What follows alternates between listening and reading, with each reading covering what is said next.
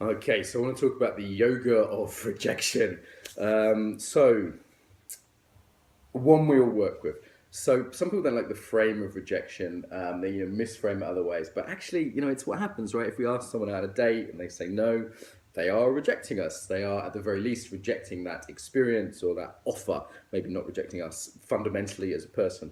Whether we go for a job, we get turned down. There's so many ways in life that we're constantly hitting disappointment and rejection. I don't think it's talked about enough. I don't think it's talked about enough as a yoga. And what I mean by that is a way to develop ourselves. So I don't mean like stretchy yoga. I mean a way of developing ourselves as people. So of course, the main thing that happens in the case of rejection is about letting go. Yeah. So every time I have a disappointment in life, maybe it's like I want it to be sunny on my day off, and I wake up and it's raining. And I'm like, shit, I can't go for a walk now.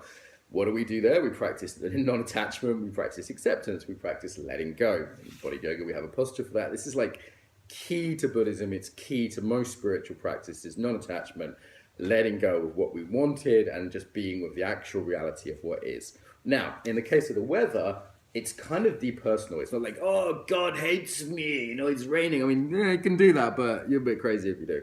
Yeah.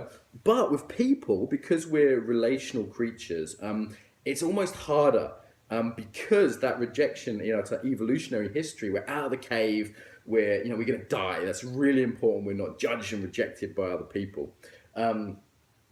And it is always, in a way, personal. So we can say, well, I'm not going to take it personally. Maybe, they're just not the right candidate for the job. But you're involved, right? So let's be honest about that. So this is why I stay with this particularly sort of harsh word, rejection.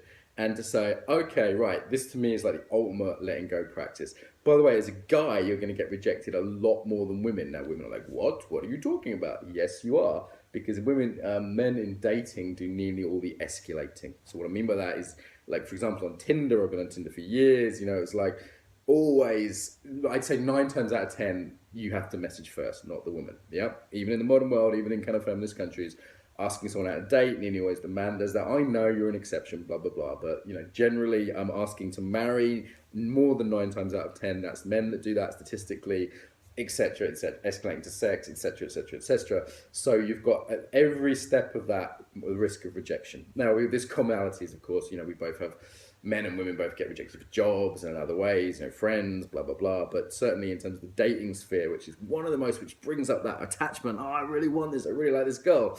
We're constantly getting hammered that way as men. Yeah. And so it's like learning this skill of letting go, because what can happen is people can go into resentment. Yeah, like, oh God, that fucking women, what's wrong with them? Or like, oh, these stupid bosses, why won't they, why won't anyone take my book? Like one of my colleagues is trying to get a book published at the moment, and it keeps getting rejected by publishers. And it's like, oh, she could get really pissed off about that, or she could just, send it to the next one. And there's, of course, many stories about people getting published after having sent, 200 books off, or, how many did J.K. Rowling or the Beatles got rejected by the first kind of, label they applied to say, hey, we want to be our record label. So it shows a couple of things. One is non-attachment. Yeah, and when it comes to the intimate domain, that's particularly with friends and lovers. It's particularly like letting go. I know for me, it's been a major practice over the years, because it's easy to get resentful or to get despairing, which are the two kind of embodiments of, oh, fuck it. There's no point. I know guys that have completely given up on women, for example. They're like, it's too painful to be rejected. I'm not even going to try. Of course, because it's painful, we are working with our self-regulatory skills. Like, okay, I'm going to stay positive. I'm going to send the book to another publisher, whatever it is. And our persistence, our determination, like, if you want to get a date, you have to knock on a few doors. If you want to get a job, you have to get on your bike. That sort of persistence and the self-regulation required to do that, the staying positive, the getting yourself out there, constantly putting your best foot forward and not going into despair or resentment. Fuck, that's super cool, right? Like that. As a yoga, as a personal growth practice, like what could be better?